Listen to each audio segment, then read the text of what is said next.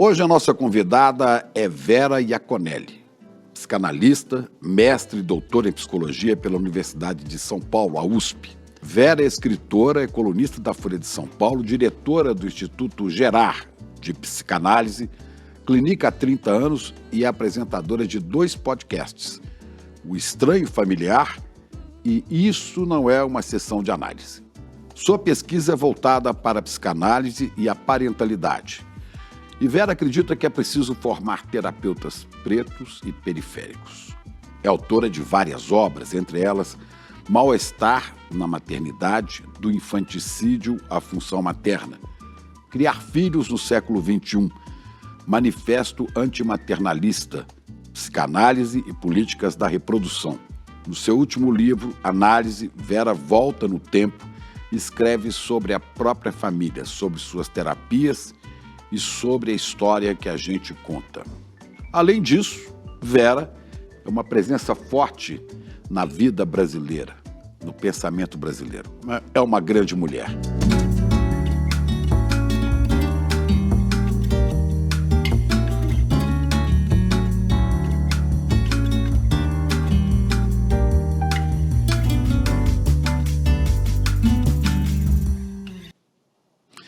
Vera, é um grande prazer ter você aqui no ICL. Aliás, não é a primeira vez que você participa de entrevistas, de programas do ICL, mas aqui, nesse espaço, para a gente é uma coisa muito especial.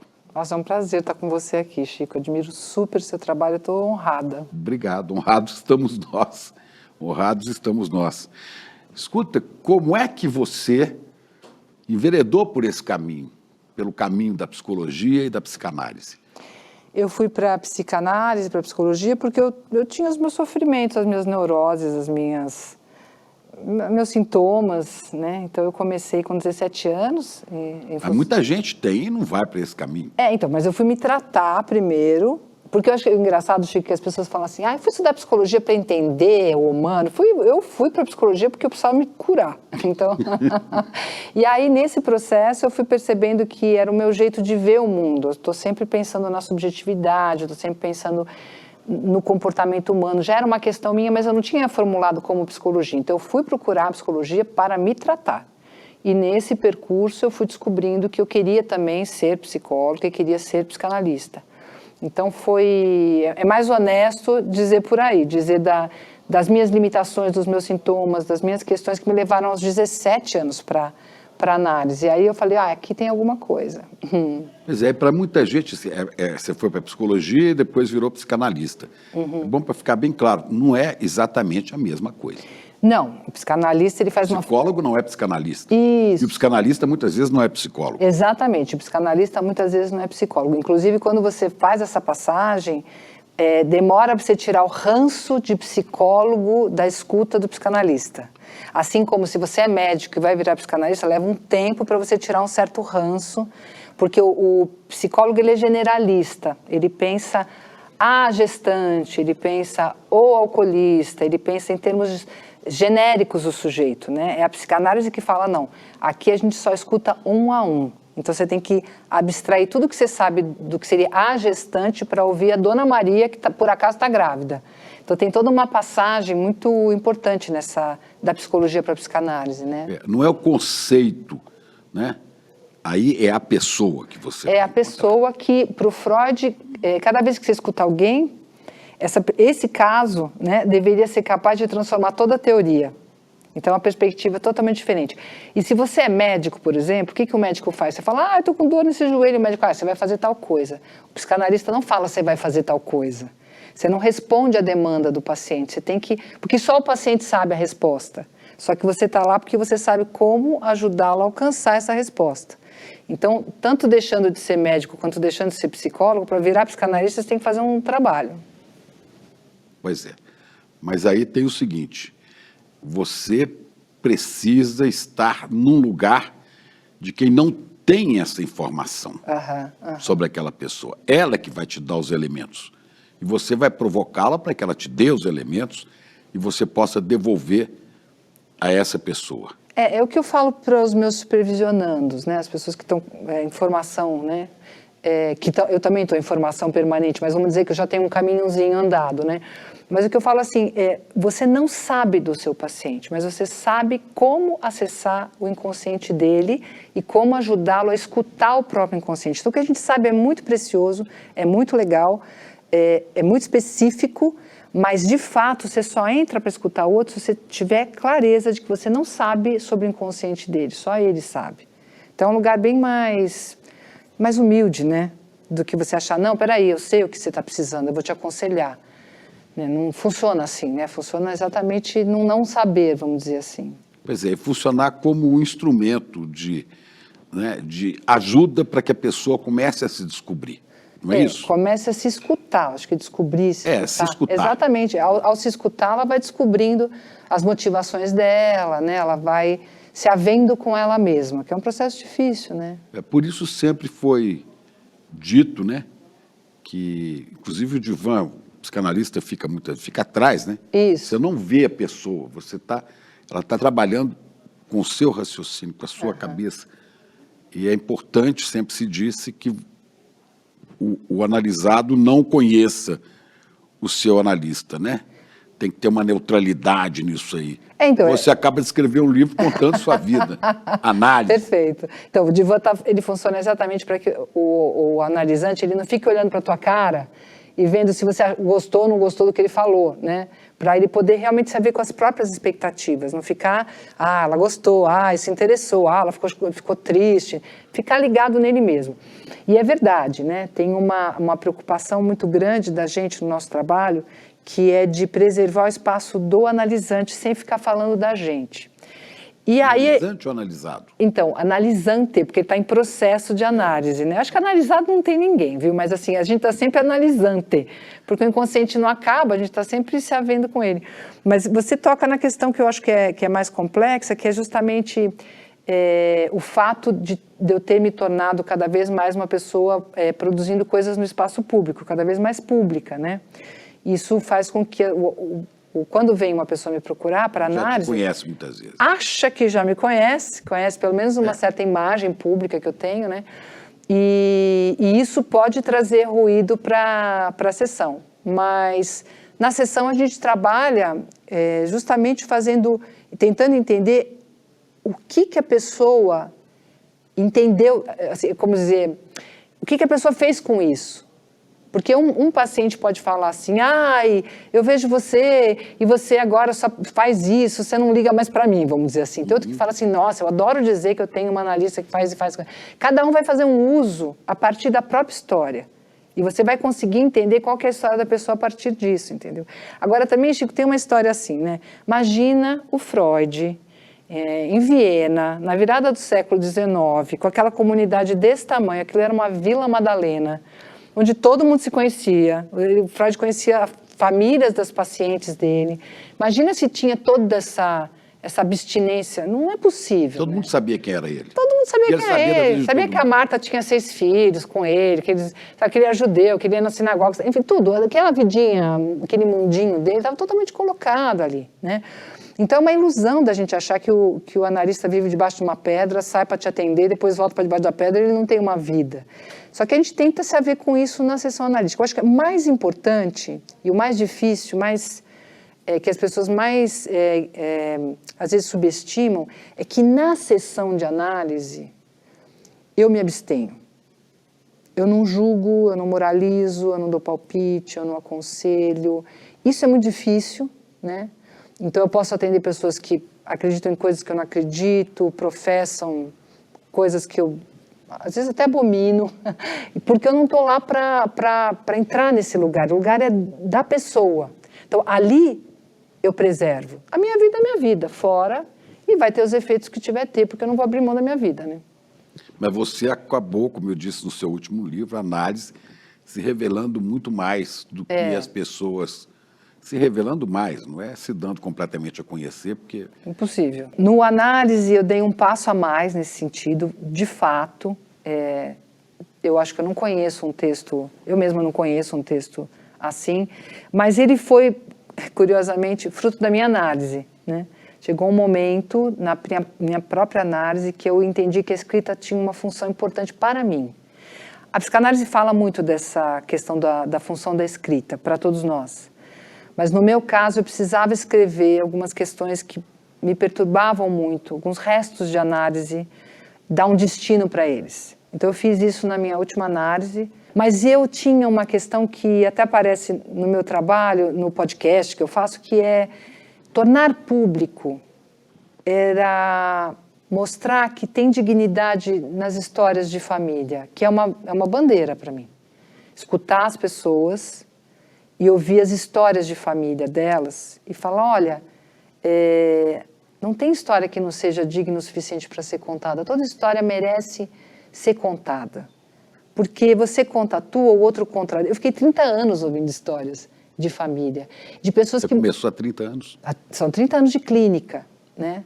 Então, são 30 anos ouvindo principalmente as pessoas dizerem, eu tenho vergonha da minha história, porque eu fui criada pela minha avó, não pelo meu pai, pela minha mãe, porque o meu pai me abandonou, porque a minha mãe me batia, porque meu irmão me abusou, sabe? Como se a pessoa devesse ter vergonha da própria história. Porque eu cometi erros, porque eu cometi erros, porque eu fui uma péssima mãe, porque... Então, como se a tua história não fosse digna. E grande parte da análise é falar, bom, humanos, né? A gente se responsabiliza pelas coisas erradas que a gente fez, a gente paga o preço pelas escolhas que a gente fez, mas isso é humano. E então, publicar a minha história foi um jeito de me haver com a minha vergonha também. Com a vergonha que eu tinha de alguns episódios, de alguns acontecimentos. Foi botar isso para fora também te dá mais segurança de tocar para fora. Profundamente analítico. Foi profundamente analítico para mim. E a escrita, ela... Teve passagens na escrita que me obrigaram a ver coisas que eu não vi em 30 anos de análise. Porque, assim, eu comecei a análise com 17. Fiz várias terapias, porque a primeira análise foi péssima, eu fiz umas terapias e depois eu fui realmente fazer análise já com 30 anos. Então, faz 30 anos de psicanálise, né? E nesse processo, tem coisas que eu só entendi quando eu pus no papel. Que é uma coisa chocante, Chico. Não sei como é que é a tua relação com a escrita, mas isso para mim foi assim... O meu grande problema é que eu começo a escrever, depois eu releio e mudo tudo. Aí eu releio e mudo de novo. Isso não é problema, isso é o modus operandi do escritor. É sempre assim, a gente tira o cabo e a faca e acha que está com a mesma coisa no final, né? E antigamente, quando eu trabalhava em jornal, trabalhei em jornal impresso, né? A gente escrevia na máquina de escrever. Sim. Né? Até com carbono. Você escrevia, e depois que você escrevia 4 laudas para uma reportagem, para uma matéria, né, você entregava para um cara chamado copydesk, que era o cara que fazia correções de português e de organização da escrita. Fazia uma edição mesmo. Faz. O copydesk, a primeira coisa que ele faz é mexer no seu texto ou não mexer, ou mexer muito ou mexer pouco. Mas eu achava que era só português, assim, não achava que editava muda, às vezes, mesmo. edita para mandar imprimir no jornal. Né? Então, eu fazia 4 laudas, achava que estava bom, às vezes o cara nem mexia e era publicado assim. E hoje tem um problema. Porque eu entregava e falava, ótimo, está feito. Hoje, eu começo a escrever no computador. Quando eu escrevo 4 laudas, que eu começo a voltar para reler o que eu escrevi, sobra meia. O resto eu cortei todo. Vê se não tem importância, que não tem. Então, é um grande problema. Como você disse, serve para você refletir. Sim. Mas para publicar, eu não sei, eu acho muito difícil. Mas eu vivi experiências, por exemplo, eu fui escrever muito ingenuamente, olha que divertido, 30 anos de divã, tá? Eu fui escrever muito ingenuamente que o meu pai tinha uma amante com quem ele tinha tido 2 filhos. Aí o papel falou... É a verdade da sua história. Aí o papel falou, conta melhor, eu tô brincando, o papel falou, conta melhor essa história. Quem que tem uma relação com uma mulher durante décadas, com 2 filhos, como é que você pode chamar essa mulher de amante? Quando eu fui escrever, saiu. Amante, aí você mudou. Meu pai teve 2 famílias, Chico. E vocês sabiam?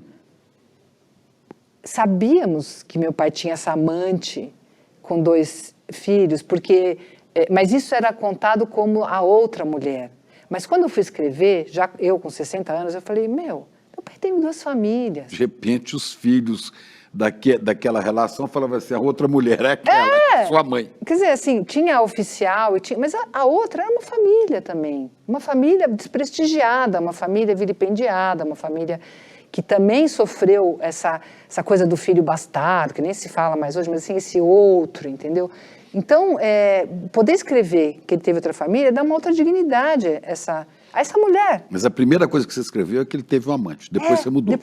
Aí o papel devolveu, falou, amiga, isso aqui não fica de pé. Essa história não fica de pé. Que legal. É muito legal, mas eu tive vários momentos assim, que a escrita me obrigou a repensar coisas que eu falava em análise assim que nem uma boba alegre, entendeu? E que não ficaram claras para mim. Então, teve um processo analítico na escrita, teve um efeito analítico, né? Eu acho que tem para os autores, eles também, eles dizem que eles começam um personagem, o personagem muda, morre, entra outro, o principal vira secundário. São coisas que o papel obriga, né? Vai obrigando a transformar, né? Bom, mas você começou a fazer essa análise há mais de 30 anos, né? Naquela época não existia internet, não existia smartphone. Né? Como no tempo do Freud, era um lugar completamente limitado, né? Pequeno, como você disse, e mudou muito, e as relações eram completamente diferentes. Do seu tempo para cá, nesses 30 anos, houve uma aceleração enorme da informação, da comunicação, da exposição de pessoas. Sim. Quer dizer, quando uma pessoa vai ao seu consultório e deita no divã, já não é simplesmente aquela pessoa, né? É a pessoa, um país, um tempo, uma cultura, está tudo empacotado ali, né? Porque não é mais aquela pessoa que você podia individualizar melhor no passado, né? Então, mas a gente quando escuta, porque o que a gente escuta, né? Diferentemente do seu trabalho no qual você escuta a história, que eu vejo que eu faço isso no podcast, eu escuto a história, e vou colecionando essas histórias, aquilo vai me formando um país na cabeça, vai formando a questão de gênero, vou vendo, nossa, as mulheres negras que vêm aqui falam isso, as mulheres isso, os homens falam aquilo, vai formando um desenho. No consultório, a gente está buscando os lapsos, né? Os lapsos, a gente está buscando, a pessoa fala assim, aí a minha irmã... Opa! E a pessoa falando, desculpa, eu estava falando... Não, desculpa não, amigão. Irmã, você falou. Você falou. Então, você não quer a história redondinha, você quer as arestas, você quer as frestas, você quer as esquisitices, você quer... É ali que a pessoa começa ali que a descobrir o que ela estava inconsciente. dizendo, né? Mas ali surge o inconsciente. Como eu trabalho com essa coisa bizarra que é o inconsciente, ele só funciona ali naquele setting. Às vezes as pessoas acham que o psicanalista fica interpretando elas. Meu, não é assim que funciona, porque tem coisas que só funcionam ali naquele espaço. A gente combinou que eu vou te ouvir de um jeito muito específico e que você vai soltar a língua e falar o que vier pela cabeça. E vão vir essas coisas e a Pode gente falar o que você quiser, que eu não vou fazer nenhum julgamento. Então, assim, é uma conversa de louco que acontece na clínica, né? E ali aparece esse um. Então, por exemplo, acho que um exemplo legal para isso que você trouxe, que é muito interessante, durante a pandemia, é raro, hein, que a gente tenha uma população inteira e o mundo inteiro vivendo mesmo trauma. Eu nunca tinha vivido nada parecido com isso. Então, todo mundo que deitava lá, para além das suas histórias particulares, estava vivendo uma pandemia. E um pandemônio, porque a gente tinha problemas políticos gravíssimos que se arrastam até hoje, né? Então, as coisas estavam juntas ali, um governo autoritário e uma pandemia. Então, não tinha... E um pânico, né? Não sei se eu sobrevivo a isso, se meu pai, minha mãe, minha tia, meu amigo, né? Sim, perdendo parentes.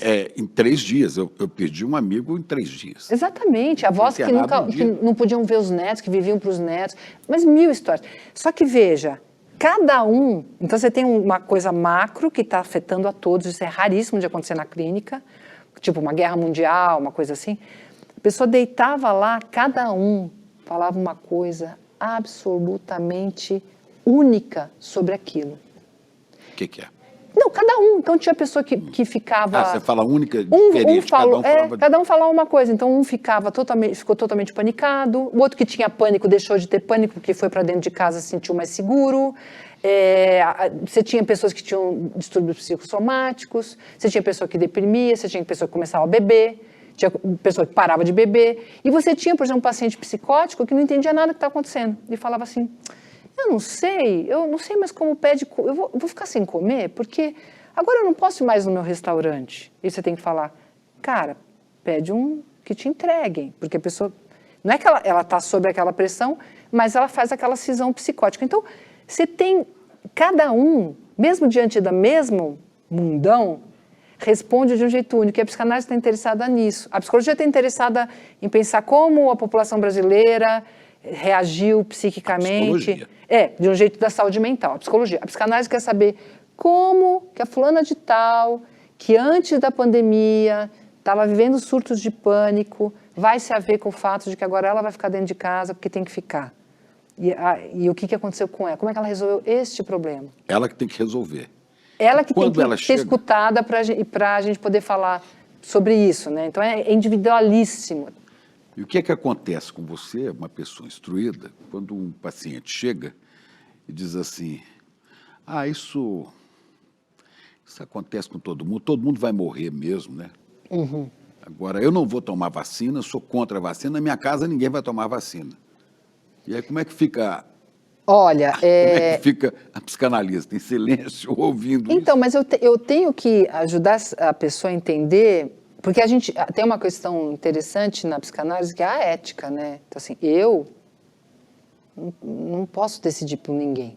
A pessoa fala, eu vou me suicidar. Eu não vou decidir, vou fazer um aborto, vou me suicidar, vou tomar vacina, eu vou ter ou não um filho, caso ou não vou tomar vacina, não vou deixar ninguém lá em casa, nem meus filhos, ninguém tomar vacina. Exatamente. Não então, é lícito dificilmente essa pessoa vai estar... Vamos conversar sobre a vacina. Poucas dessas pessoas vão para análise, tá? Mas tudo bem. Uma vez que as pessoas estejam lá, que acontece, tá?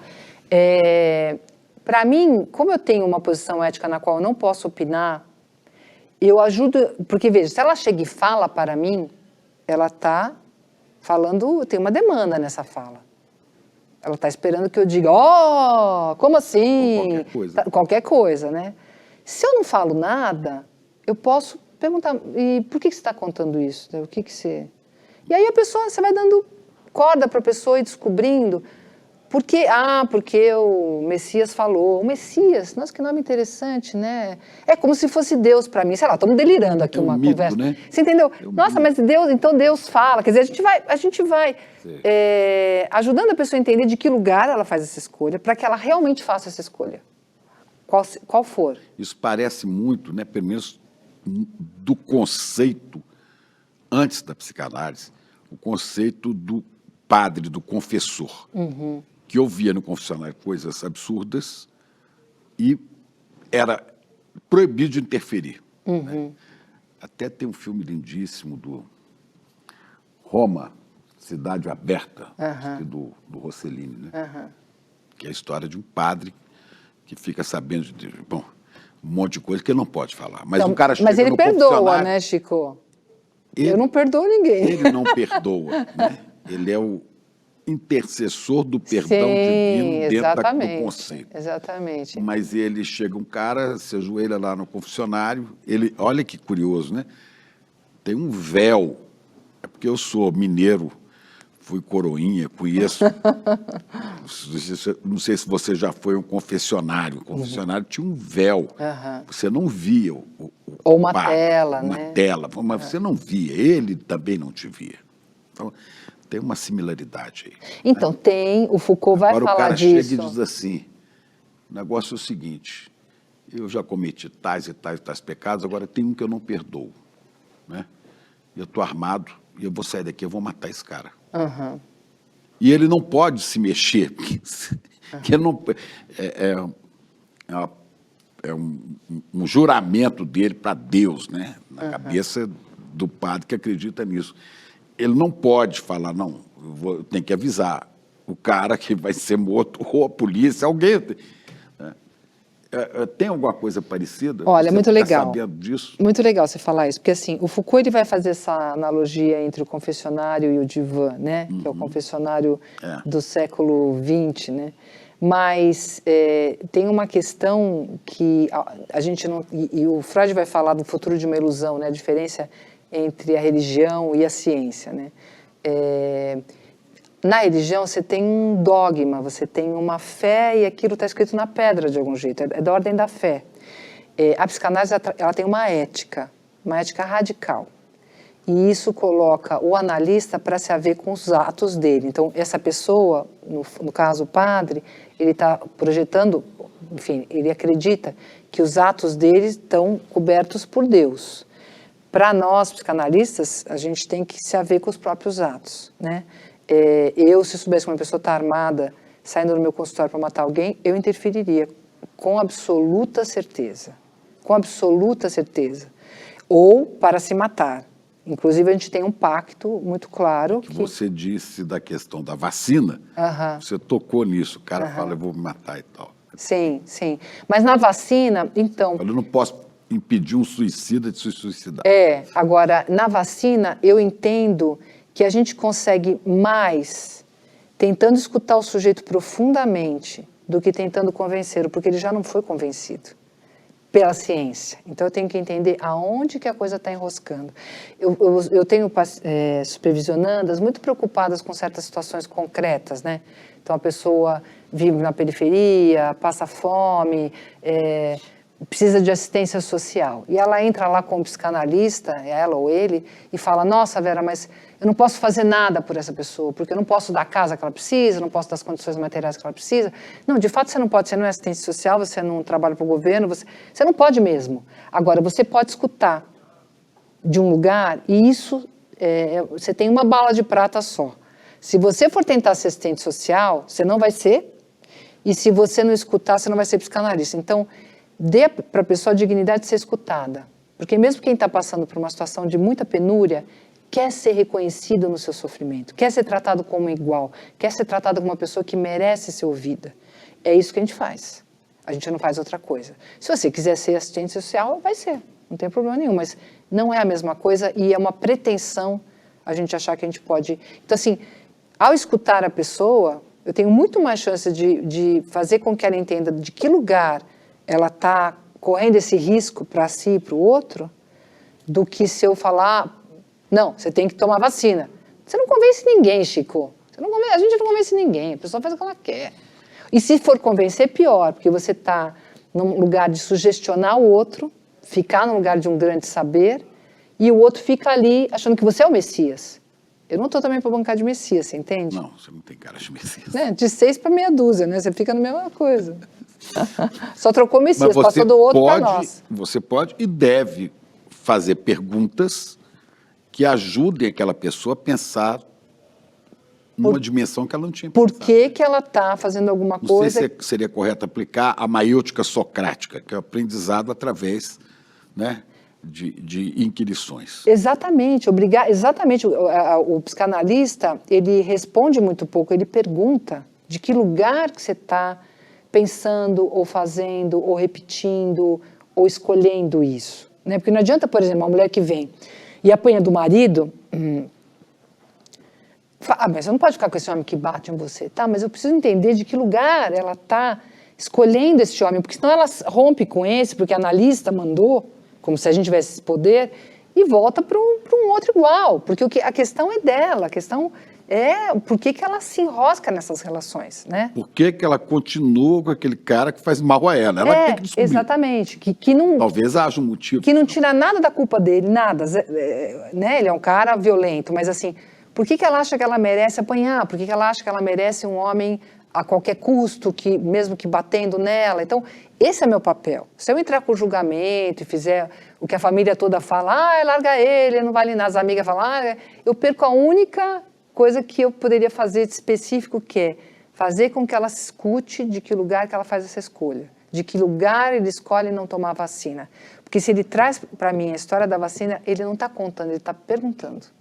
Agora, tudo isso vai ficando cada vez mais difícil, que eu comecei a falar, né, sobre isso, nesse mundo digitalizado do smartphone, que a quantidade de informações que as pessoas recebem e, ao mesmo tempo, a reação delas a essa informação. Eu vi você numa entrevista, se não me engano, com o Marcelo Taz, vocês falando sobre Instagram. Né? Como é que as pessoas começam a moldar o próprio comportamento por postagens que faz no Instagram? Fala um pouco sobre isso. Olha, isso é um assunto, assim, a gente é testemunha, né, Chico, da era mídia, né? Hoje eu valorizo muito o currículo, porque eu sou pré-era mídia. Por isso que eu disse, você passou por esse processo. É maravilhoso quem teve uma experiência robusta antes da era mídia, que muda tudo. E acho que a gente tem muito para trocar com as gerações. Talvez nós sejamos a geração de pessoas idosas que tem mais para trocar com as gerações anteriores, porque eles não têm ideia do que era ler, atender um telefone quando tocava ou não atender, toda a relação com o tempo, a relação com o corpo, a relação com o erotismo, a relação com o sexo, a relação com os filhos. A gente viveu uma coisa que quando a gente morrer, vai acabar com a gente. A gente é aquilo que era antes e o que é agora, né? Exatamente. Aí você tem a era mídia, que eu acho que nós temos que correr atrás para saber o que é, porque é a nossa atualidade, mas ela já tem as pesquisas mostrando que existe um achatamento profundo da subjetividade. Porque a subjetividade, ela requer tempo, silêncio, escuta, tudo que a internet corta, né? Então, ChatGPT te responde imediatamente, né? O Zap é tudo imediatamente, é tudo sem reflexão, é tudo dopamina rápida. Então, aquele prazer que você estuda e tem aquele insight, né? Aquele prazer de entender, aprender alguma coisa, que vem depois uma ralada sem fim, aquela dopamina que vem, nossa, entendi isso daqui. Às vezes a pessoa tem mais prazer em fotografar o prato que vai comer do que comer mas aquilo, você imagina, é uma droga, é uma heroína, é uma coisa absurda, porque é uma dopamina sem fim. E o cérebro, ele é feito para capturar a dopamina. Então a gente está viciadão nesse negócio. Agora, a gente tem uma experiência anterior, que era receber essa recompensa da dopamina depois de um esforço. Essa geração... Explica como é que é esse processo da então, dopamina. Você vai... Entender bem. Você vai lá, você está estudando uma coisa que você não entende. Eu estou falando de estudo porque o estudo é uma das coisas que mais libera dopamina para mim. Você está lá, você não entende, você estuda e de repente você tem um insight e fala, nossa, era dopamina isso. é um hormônio. É um hormônio que te dá essa sensação de prazer. O cérebro, né? Que é liberado, né? Você tem em si, mas quando você tem o prazer, ele é liberado. Né? Exatamente. Por exemplo, a gente tem as refeições em grupo, elas liberam também um outro hormônio do prazer, que é serotonina. Que você senta, simplesmente porque você senta. A comida pode estar meia boca pra caramba. Você sentou com seus amigos ou seus entes queridos em volta de uma mesa, serotonina.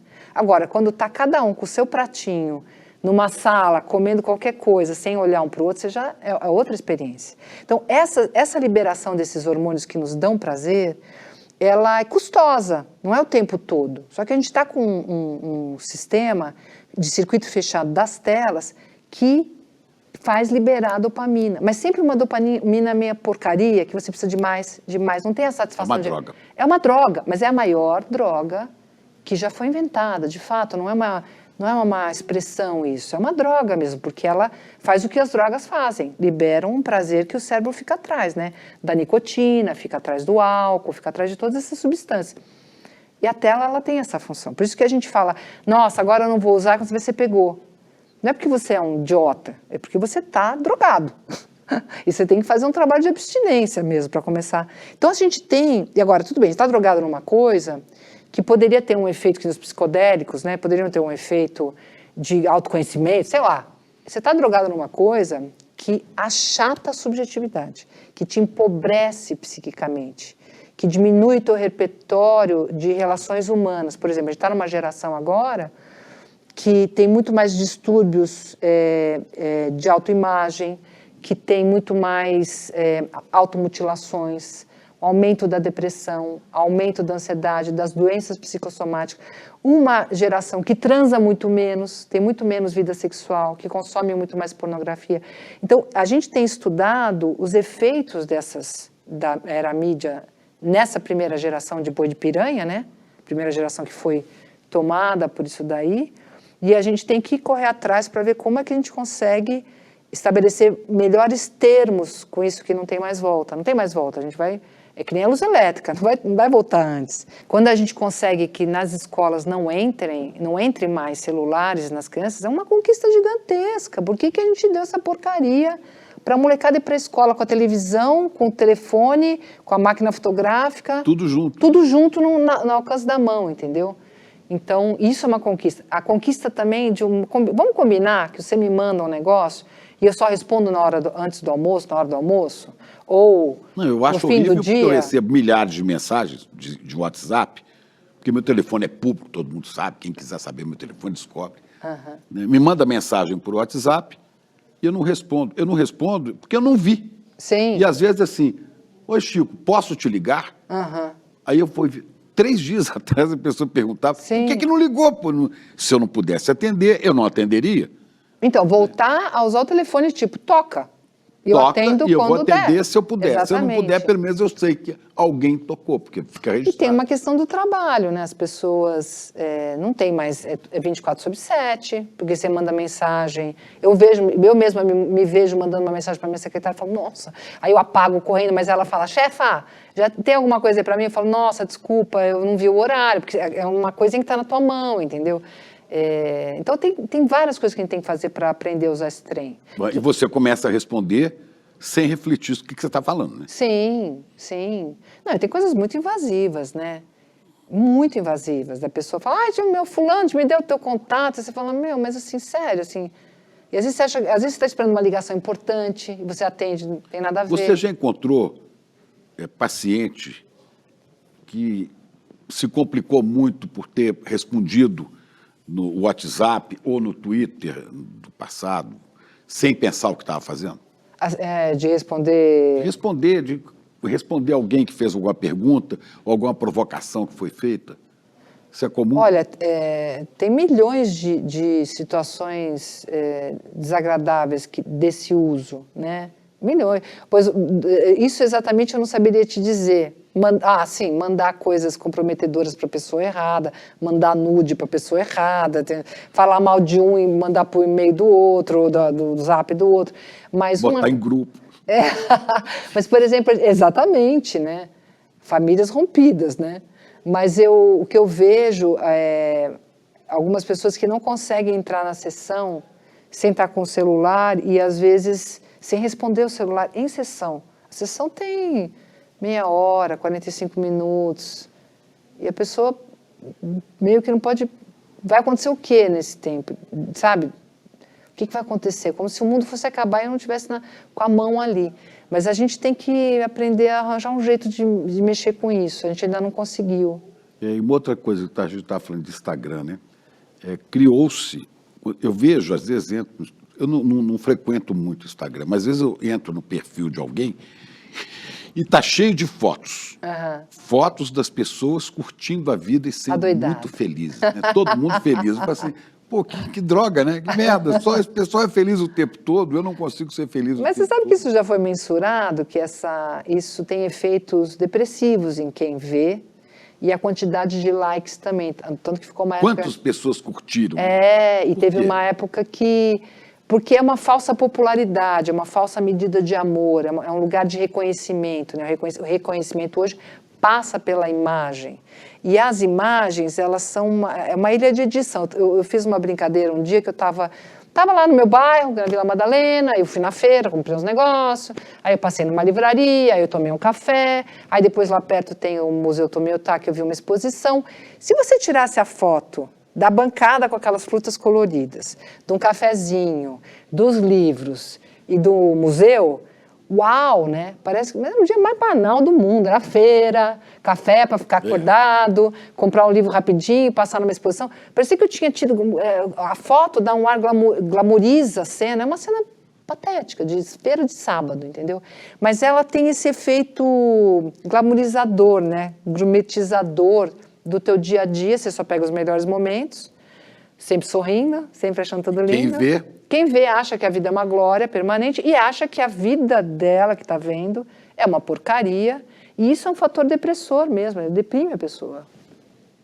Ou seja, doença mental, né? A gente vai caminhando para um risco de saúde mental. Agora você pega um adolescente que não... todo mundo acha que é obrigado, né? Eu sou obrigado a ser feliz assim, porque Exatamente. ninguém quer ser infeliz. Mas essa crítica que eu acho que eu e você já temos por uma questão de idade, a gente já olha e fala, a vida não é isso, porque eu sei como é que é a vida.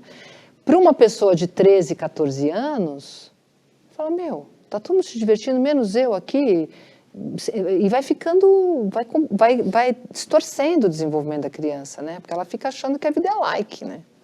Quem é jornalista, como é o meu caso, ou trabalha, ou é um ator, uma atriz, né? Uhum. primeira coisa que as pessoas olham é quantos seguidores ele tem. Sim, sim. Como se isso tivesse extrema importância, né? Tem tantos seguidores. Tem uma brincadeira Se você lá em quiser casa. monetizar, sim, você vai estar buscando ganhar É trabalho, né? Mas as pessoas querem, né? Fulano tem 50 milhões, 30 milhões de seguidores, é um gênio, não é nada, às vezes o cara não é nada. Chico, eu tenho uma piada lá em casa, interna, uma piada com meu marido, que eu falo assim, olha, Júlio César, tem já quantas mil pessoas para me doar um rim? Aí ele fala assim, conte só com o meu. Na hora do perigo.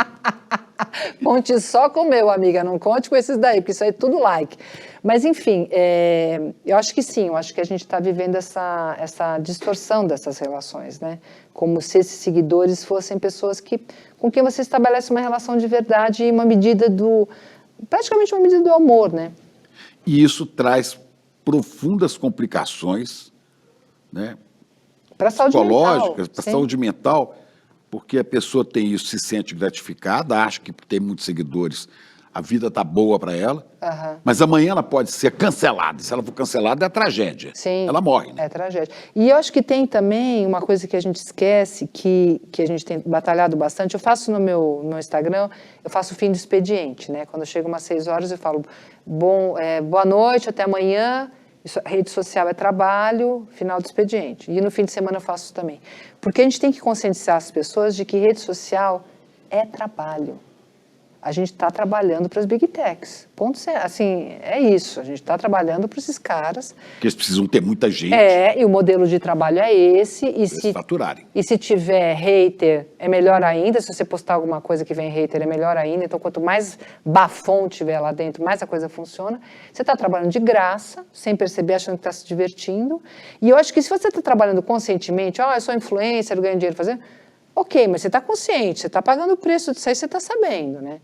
Mas a maioria absoluta das pessoas está só trabalhando, viciadona, e sem botar limite numa rede que quem está ganhando dinheiro não está nem no Brasil. Então, eu acho que a gente precisa se conscientizar disso daí. Que foi o que a gente criou, eu com o Pedro Inouye, que é a greve das redes, né? Já que a gente acha que eles exploram a gente faz greve. A gente fica um dia sem, 2 dias sem, e tenta sair todo mundo, tenta levar as pessoas para ficarem sem rede um tempo. Criar uma nova etiqueta das redes. Eu respondo quando eu quero, eu fecho a minha rede, você espera eu responder, entendeu? Mas a greve no sentido original da greve, né? Lá no começo, a greve era uma maneira de você pressionar o patrão, o proprietário dos meios de produção, né, para mudar o comportamento em relação a você. Você sozinho, não adianta você fazer a greve disso aí. Exatamente, mas por isso que era uma campanha. É uma campanha, a gente tenta juntar para ver o maior número de pessoas fazerem um apagão.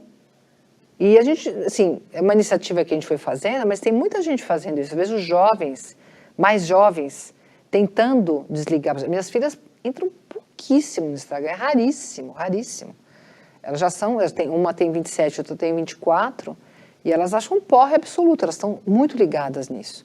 E tem grupos, hoje a gente já tem, por exemplo, em Londres, eu acho que na Holanda, mas esse modelo está chegando no Brasil, que são, olha, pra gente é engraçado isso, Chico, são lugares nos quais as pessoas não podem entrar com o celular fica fora, e elas passam 2, 3 horas jogando, conversando, bebendo, ouvindo música. Elas têm que ir para um lugar onde elas pagam a entrada para aguentar ficar em grupo com outras pessoas sem o celular. O que é isso? Isso significa que a gente deseja ficar sem o celular, mas a gente precisa fazer isso coletivamente, senão a gente se sente excluído, se sente isolado.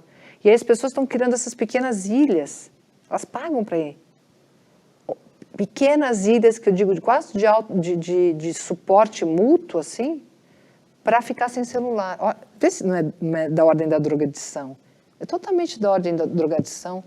Nós temos que fazer um combinado coletivo, que nós vamos diminuir juntos o uso disso daí e vamos tentar nos encontrar presencialmente o máximo possível. Essa questão do smartphone, principalmente, se continua como está, isso vai destruir personalidades completamente, né? Sim. Você falou, cria um modelo de felicidade. Eu tenho que ser feliz o tempo todo, porque eu estou vendo aqui, todo mundo está feliz. Eu tenho que ter muitos seguidores, eu não posso decepcioná-los. Você passa a agir de maneira a agradar. Você não é mais você. Aham. O que acham de mim? Exatamente. Eu digo, eu estou pouco me lixando, quer dizer, não é completo, porque eu não dou conta disso, mas eu sempre digo, até digo para minha mulher, não, mas o que vão dizer? Foda-se o que vão dizer. Eu sou assim, eu vou ser assim. Mas não pode. Às vezes você cede, mas você tem que se esforçar para falar, sou o que eu sou. Sou eu comigo, com a minha história e com os problemas que eu posso criar.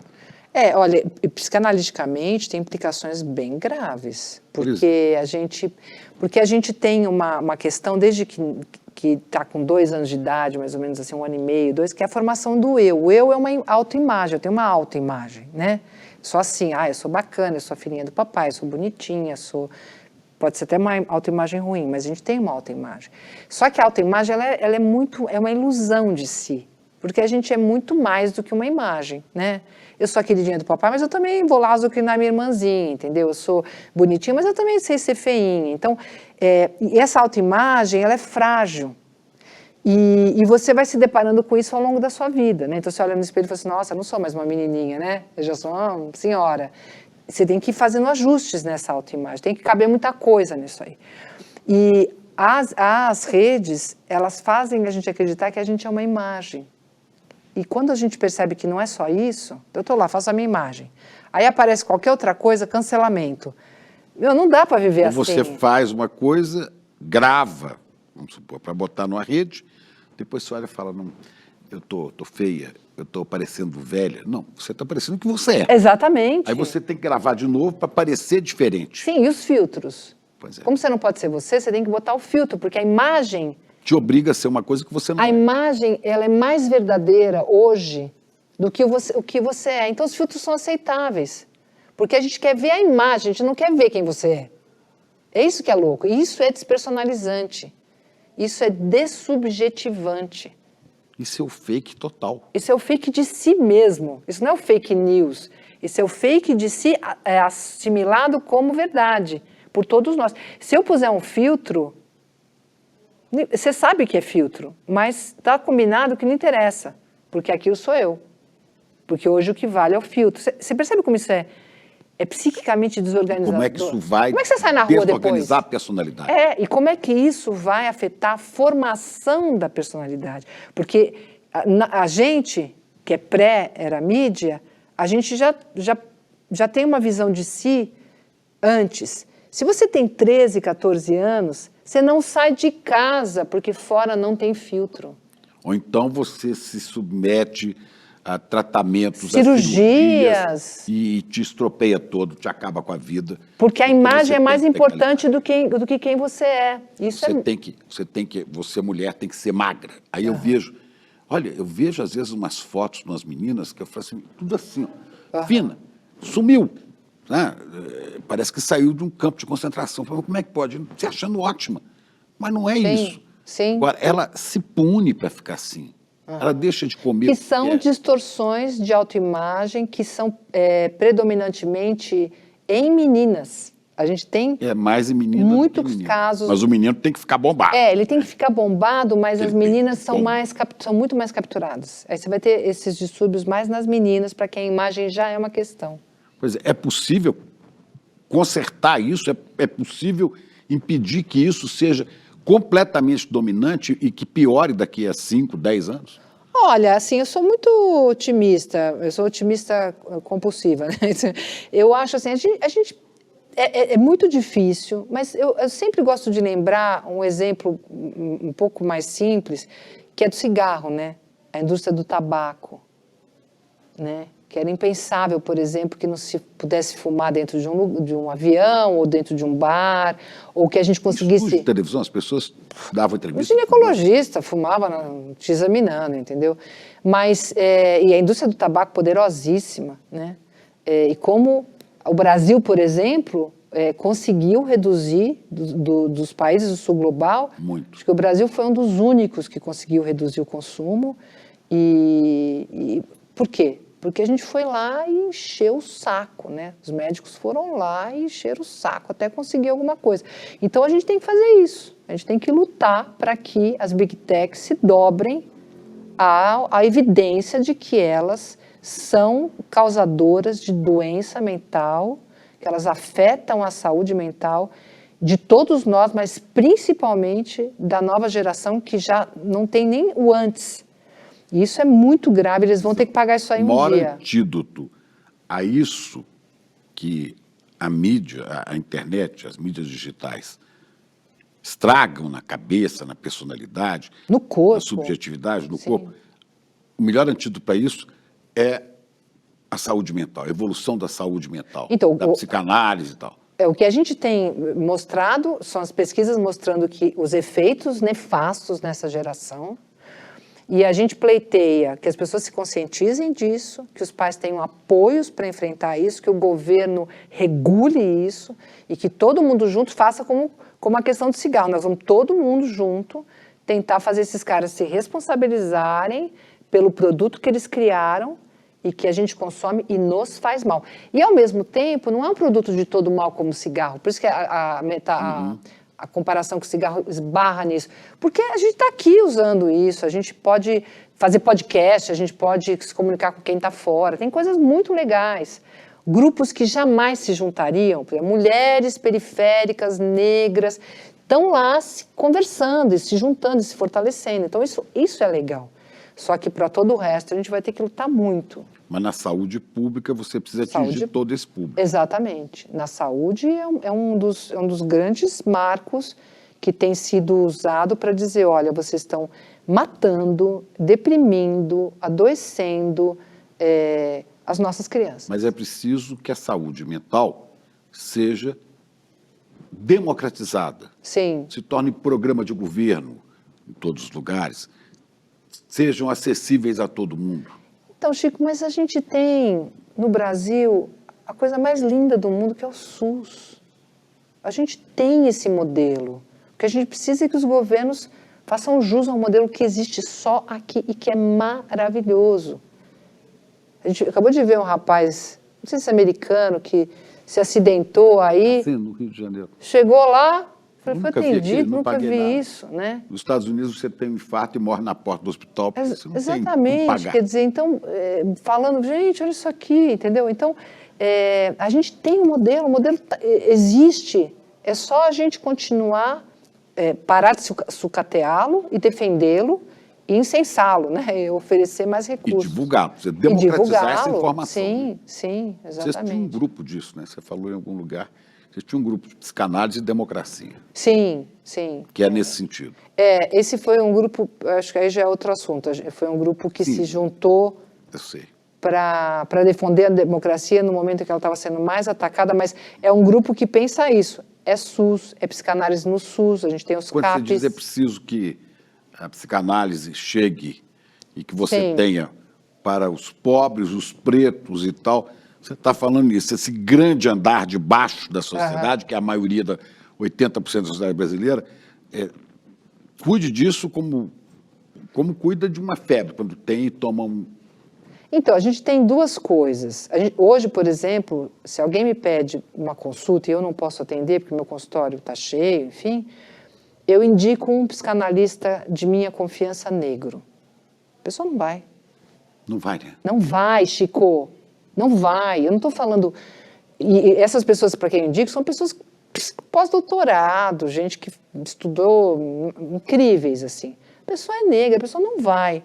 Aí você pensa, a gente hoje tem na periferia de São Paulo vários núcleos de psicanalistas negros periféricos que entraram pelo sistema de cotas na faculdade, estudaram e voltaram para as suas formações em psicanálise. E eles fazem os seus próprios coletivos. E a gente tem que ajudar esses caras a se formarem. É muito importante, porque eles vão atender na região deles, eles vão atender a população que é deles. Eles não querem sair de lá, eles querem atender as pessoas do mundo deles, entendeu? Que eles entendem muito melhor do que quem está aqui no centro. Agora é preciso que mais gente tenha consciência disso e que os próprios meios de comunicação, jornalistas e tal, divulguem esse tipo de pensamento. Exatamente. Que as pessoas sabem que podem recorrer a isso. A gente precisa dar consequência pelo que a gente colheu no sistema de cotas. que é toda uma formação de pessoas negras, jovens, que chegaram ao ensino superior e que agora podem continuar, se tornar o que quiser, médicos, psicanalistas, e a gente tem que começar a ser atendido por essas pessoas, ouvir essas pessoas, dar valor para essas pessoas. E confiar nessas pessoas. Totalmente, é a nossa população, é metade da nossa população. É isso, vamos para terminar, né? A coisa que eu queria falar desde o começo, a gente podia ficar horas conversando aqui, eu tenho tantas coisas para te perguntar, mas não vai dar. O tempo exige. O Brasil precisa deitar no divã? O Brasil? Precisa. O Brasil precisa deitar no divã. O Brasil está doente. Está doente. Mental. Deitar no divã é pensar a sua própria história, é escutar seu sintoma. Se o Brasil pensasse a sua história... Para pensar a história, precisa deixar o celular, ou pelo menos usar o celular para ler o passado. Né? Exatamente. Entender o que foi a ditadura, entender o que é... Como a nossa democracia é ainda pequena em termos históricos, entender o que foi a escravidão e o que ela é hoje, como ela repercute hoje. Como é que o negro até hoje é escravizado. Como o sintoma revela que a coisa nunca saiu daqui, ela continua só repetindo. Isso é o que você faz numa análise. É o que se faz numa análise. O Brasil precisa deitar no divã urgentemente. Agora, quando você tem milhões de brasileiros, que são milhões, que acreditam num cara que repete a exaustão. Eu sou 3 Is, imbrochável, né? Imorrível e... Né? Imbrochável, imorrível, o terceiro esqueci o que é, mas é uma outra bobagem dessa, né? Acho que ele deve achar que é um verbo que diz que ele não seria preso nunca. Impresível? Impresível? Imbrochável. Alguém se lembra aí? Os 3 Is, é imbrochável, imorrível. E, bom, de qualquer maneira, essa pessoa atrai milhões. Porque o país tem, e é importante, eu acho que uma das graças da internet é que a gente se viu no espelho, a gente viu que a gente tem ali um traço conservador negado, um traço ultra-racista, classista e negado que apareceu. A gente está no instante de ver, a hora que você leva aquele trauma, você fala, nós somos isso, somos isso. E na hora que você sabe quem você é, você tem mais chance de rever por quê. Por que a gente precisa de um Messias? O que esse cara... Ele nos representa, ele representa uma parte importante da população. A gente vai ter que olhar para a cara disso e ver quem nós somos e tentar resgatar a nossa história. Né? Você tem uma classe baixa, por exemplo, que sonha em trocar de lugar com a classe alta e não coletivizar os bens. Então não quer que acabe essa Mas isso ideia. fica difícil porque... Porque não é verdade, né? E quando você... nasce, quando você é criança, você é profundamente egoísta, você só vê a si mesmo, né? E o seu próprio prazer e tal. É a convivência que te faz pensar que você pode ser mais verdadeiro, mais feliz, convivendo no coletivo, né? Enquanto que todo esse movimento é para individualizar, é para competição. É para dizer assim, olha, bem na hora que eu acho que eu vou chegar lá, vocês querem parar com a brincadeira do chegar lá? Né? Bem na hora que eu vou ascender, vocês vão coletivizar, só que a pessoa não entende que não vai ascender, que é muito pontual essa ascensão. O empreendedorismo não é uma verdade. Que não é, entendeu? Ela não entende, então ela está na ilusão de que vai chegar, que ela poderia chegar lá, né?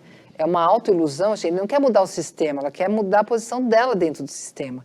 E mudar a posição dela dentro do sistema parte do delírio de que toda essa classe baixa que está votando no Messias, né, no dito cujo, vai por mérito alcançar lá. Só que eles têm mérito pelo que eles fazem, mas eles estão começando lá de trás, eles não vão alcançar. Né? Então é um grande auto-engano. Né? E esse sujeito imbrochável, imorrível, infalível em tudo, né? Esse sujeito, quando a realidade se coloca diante dele, ele não é mais aquele cara que imitava quem estava à morte com Covid. Né? Não, ele é um chora... cara extremamente cagão, covarde, medroso, chorão. Né? É incrível como as pessoas não se tocam. Aí ele corre para o hospital, porque não sei o que acontece toda vez, e tem algum problema hospitalar, ele chora, ele fala fino com o Moraes, falou finíssimo com o Moraes. Sim, pediu até para ser vice. Né? Exatamente. Quer dizer, é muito curioso como é evidente, né, que essa é uma impostura, né, que é toda um machão frágil, né, completamente frágil, homem frágil. Né? Não, que você receba pacientes no seu consultório que seguem isso, tudo bem, você vai conviver com esse problema e vai ver se a pessoa descobre alguma coisa a mais.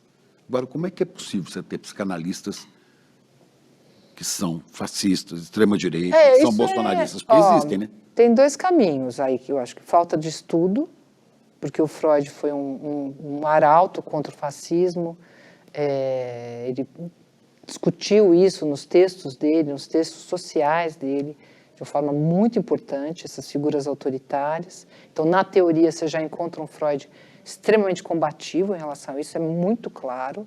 O Freud não tem nenhum pacto com o sofrimento humano, com o fascismo, com nada disso, com a autoridade sobre o outro, não existe isso. E falta de análise, porque essa demanda por um grande pai que resolve, faz e acontece, essa bravata toda, isso é falta de análise. Porque na análise, o fim de uma análise, o fim de um processo analítico, no qual você descobre que você não é melhor nem pior que o outro. Quer dizer, você pode afirmar que psicanálise, o psicanalista e o militante de extrema-direita ou fascista são coisas incompatíveis. São coisas incompatíveis, de base, pela própria estrutura da psicanálise, né?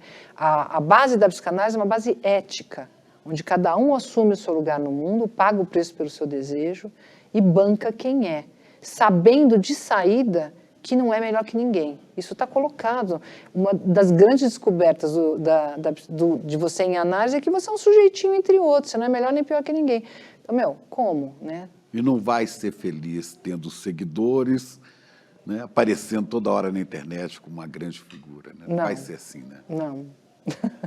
Cada um sabe a dor e a delícia de ser o que é. Maravilhoso. Foi um enorme prazer conversar com você, Chico. Muito bom. Valeu. Obrigada, querido. Obrigado você. Ô, Vera, que bom. Em 2024, milhares de pessoas de todo o Brasil se reuniram para um encontro memorável.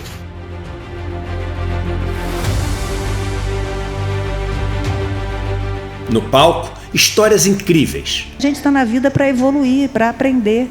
Na plateia, novas amizades e sonhos compartilhados. O melhor presente de aniversário desse recado. A esperança e a alegria tomaram conta.